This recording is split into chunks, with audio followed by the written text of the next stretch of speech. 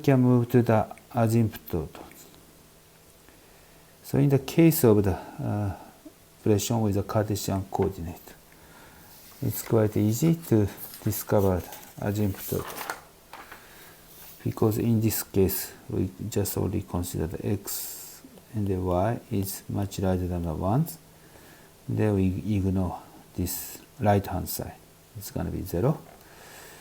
So from these equations you can express this one. So this corresponds to the lines.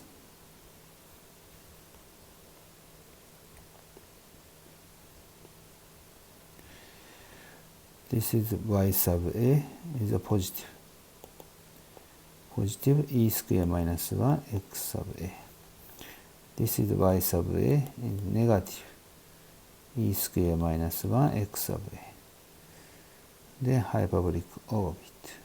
Hyperbola is approaching to the two lines. Okay, this is in the case of the asymptote using the Cartesian coordinate. And if you use a polar coordinate, what's happened? So we equation for the r. So in the case of the asymptote, you can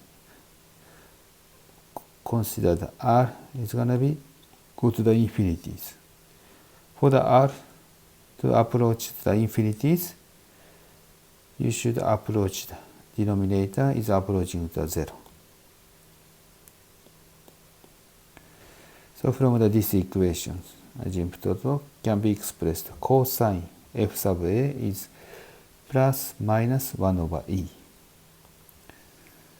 Then if you draw these curves,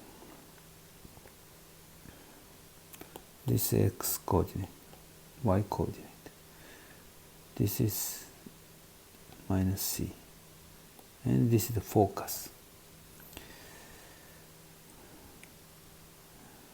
Then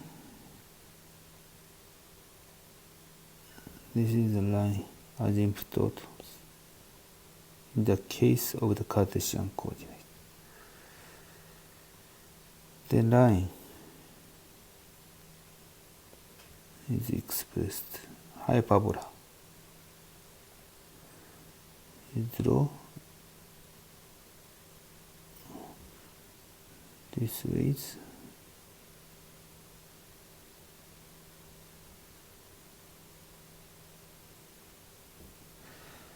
Okay. The asymptote using the polar coordinate.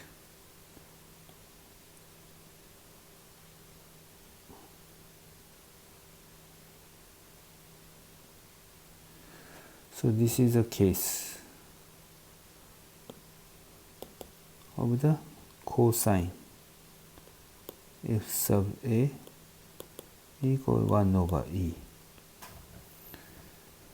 And then the other case of the asymptotes is expressed with the dashed lines, two lines.